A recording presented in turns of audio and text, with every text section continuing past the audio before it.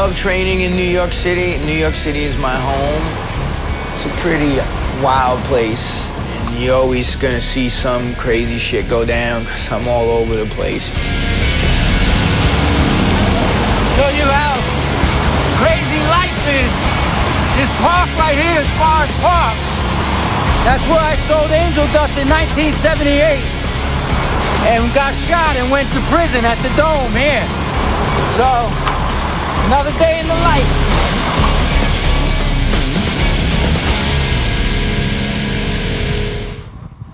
I'm Joseph, author, lead singer of the Cro-Mags, and Ironman. An Ironman is 2.4 mile swim, 112 mile bike, and a 26.2 mile marathon. It adds up to 140.6 miles. The thing about when you start doing Ironmans, it's either gonna be one and done or you're gonna get the Ironman fucking bug and you're gonna be like, yo, all right, sign up for the next race. And that's what I did. I finished New York and I signed up right away for the next race, which was Cabo.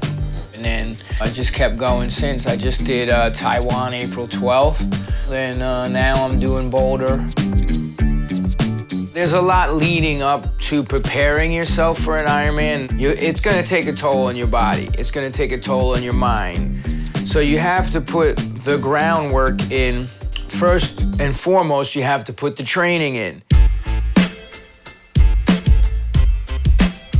And I've always been athletic.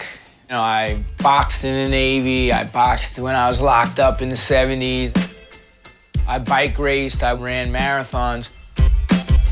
But in 1981, I saw Ironman Hawaii on Wide World of Sports. You know, I was watching these people just put everything on the line and like, wow, the emotion just, I'm like, I'm gonna do that race one day.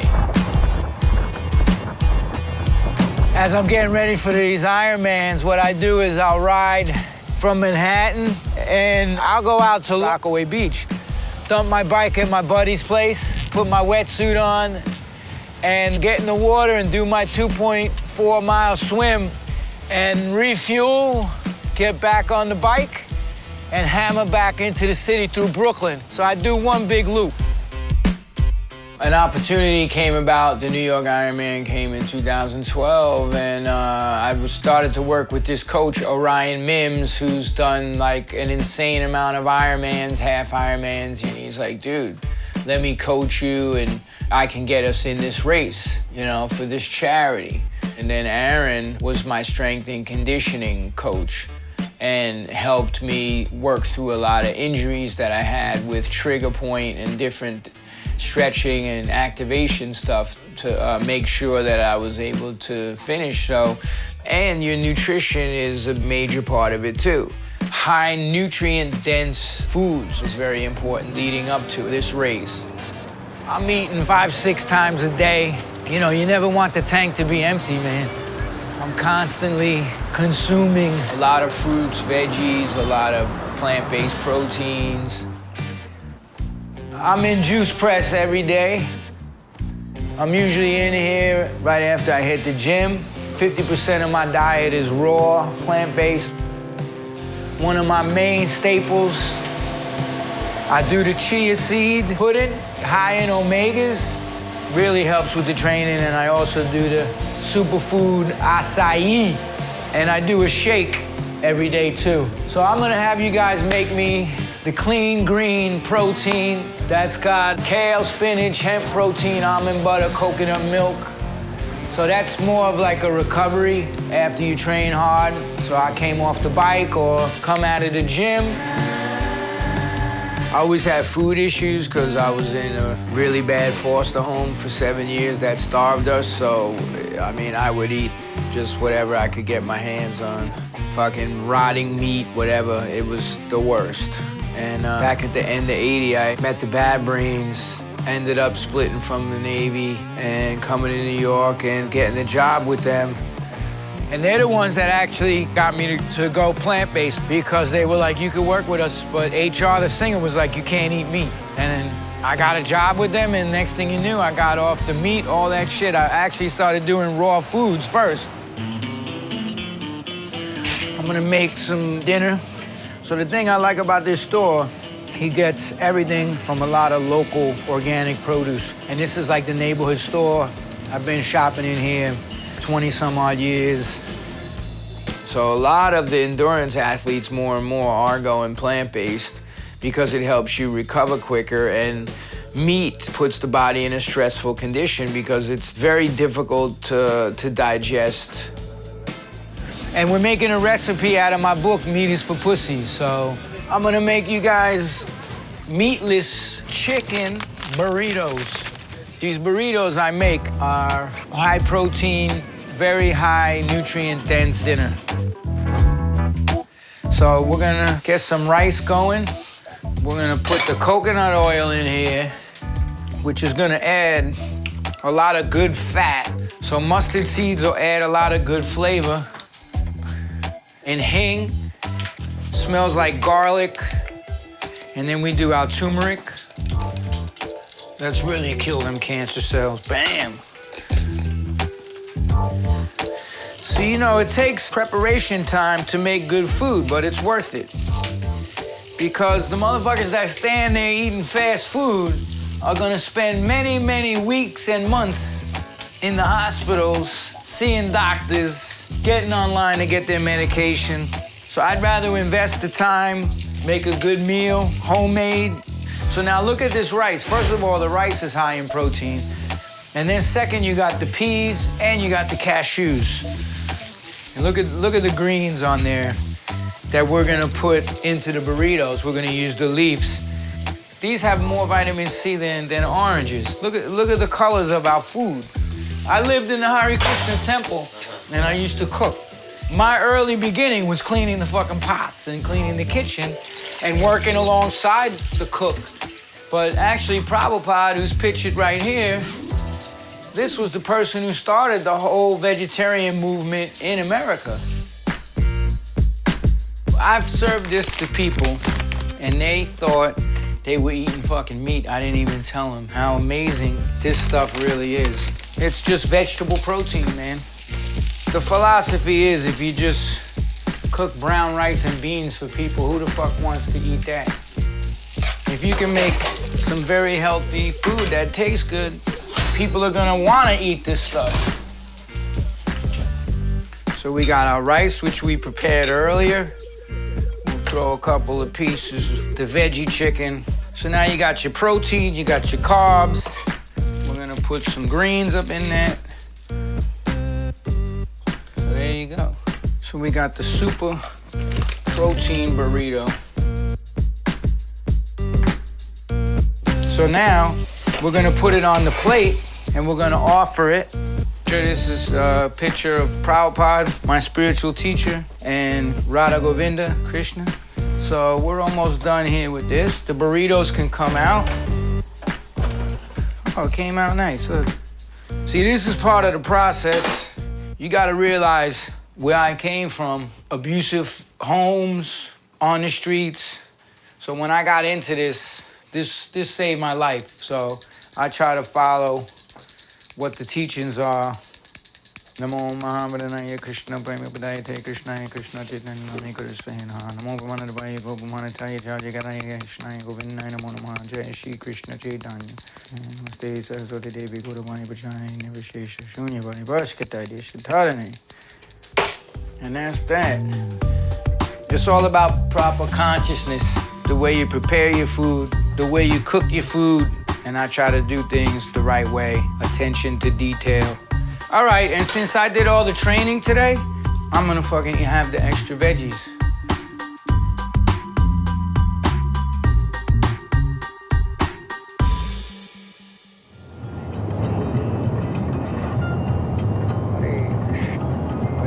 People always say, oh, you do the Cro-Mags to get in shape for Ironman. I'm like, nah, I do the Ironman to keep in shape for the Cro-Mags. I always say I want to be able to perform as I did when I was in my 20s, and I'm still able to do that. You can shut that door. I really get my training in. I don't mess around. If I'm on tour, which I was going out and hitting 15, 18-mile runs or trying to find a gym with a stationary bike and ride it with an altitude mask. Now you look at most bands, they're trying to live the rock and roll fantasy bullshit life, sex, drugs, and rock and roll. That ain't how we're living our lives. This is trigger point therapy. So there's certain trigger points in the body. So before I do any exercise, I do this. So this loosens up my shoulders. I tend to move my arms a lot when I play, so. And I swam today, so it really tightens up. You know, 1 week out from an Ironman, people wouldn't even book a fucking show like this. Yeah. I got 2 shows. So if I don't warm up and do my stuff, then you're asking for injuries, you know? When I was 20 years old, I didn't have to do shit, man. I could just fucking bang my body up in it, but I'm not that young, you know. Now, when you get off a 100-mile ride, your fucking hips and whatever, you're feeling it, you know. So you gotta just get off and have the discipline to stretch and do trigger point. All right.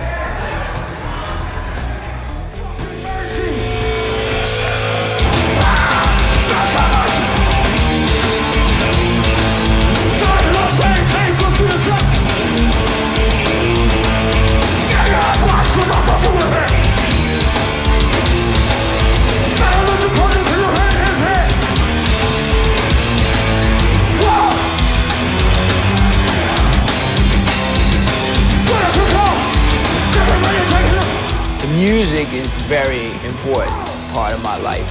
It's what took me out of the darkness of like going back to prison or ending up a dead person or a drug addict.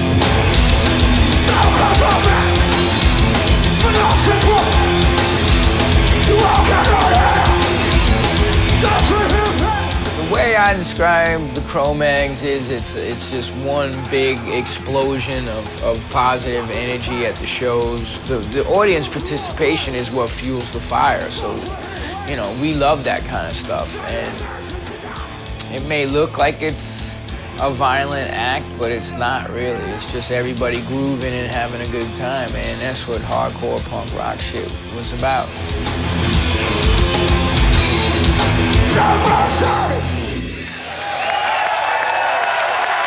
Yeah.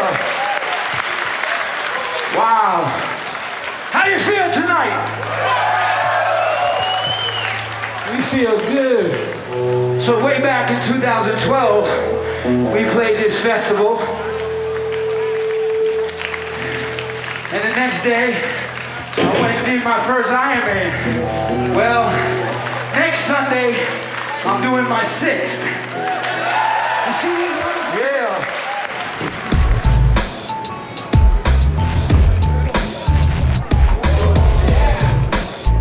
So we're here at the hotel in Boulder, near the start, and we're prepping everything for the Boulder Ironman. I have to be in the water at 6:30 a.m., which requires me to get up early and start consuming nutrients. I will do oatmeal with a banana, and then I will have my organic bread with peanut butter on it. So these are clipped. These are 98% organic and vegan. I will tape these to the top tube.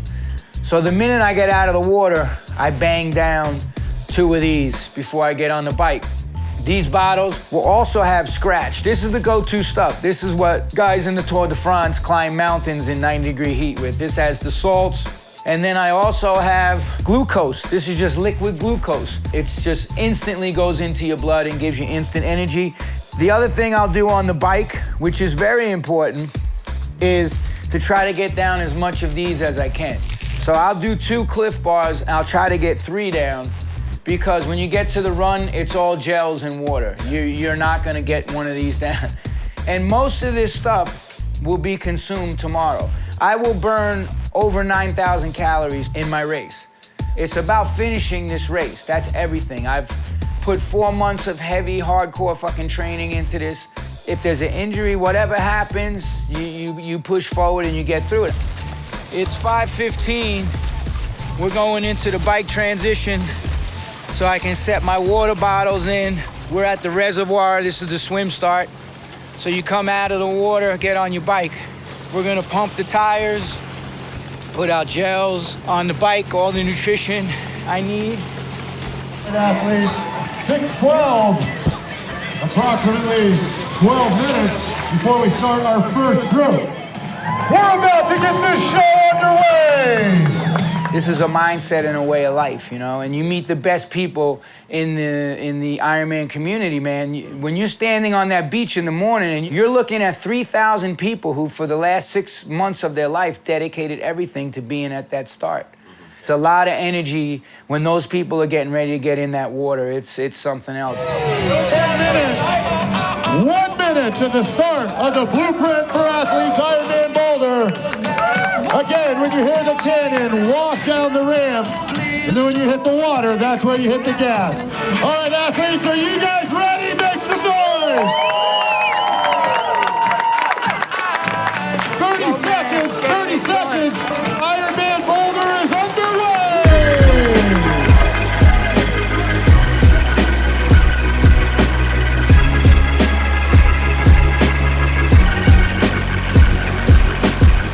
The mind is much more powerful than the body.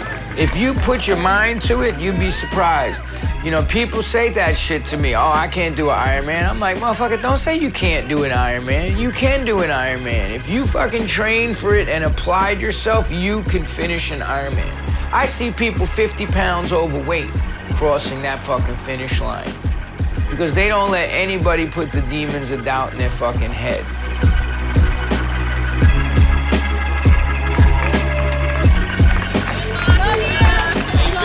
Fucking them hills at the end were fucking murder. It was like 3 huge climbs, man. But I just stayed on the bike, you know? That's it. I got a little altitude sickness, you know, like just nauseousness. So it is what it is.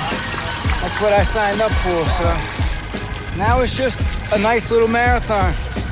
It's like, enjoy it. That's the main thing. Don't take it up to prove anything to anybody except yourself that you were able to do this, but you have to enjoy it. If you don't enjoy the process, you're not gonna stick with it. So I wasn't gonna quit.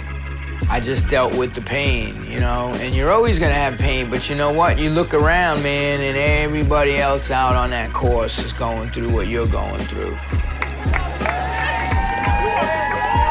Go, John!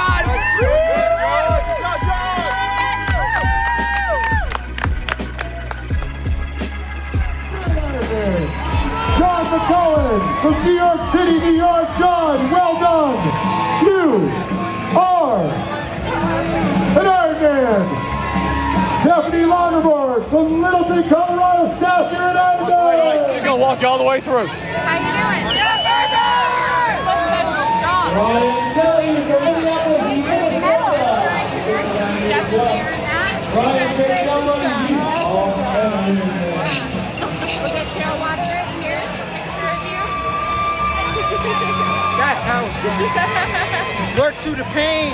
When 2016 hits, I'll probably do another 2 Ironmans before I hit Kona. So I got in Kona finally and, you know, trained like hell, but I'm gonna get it done.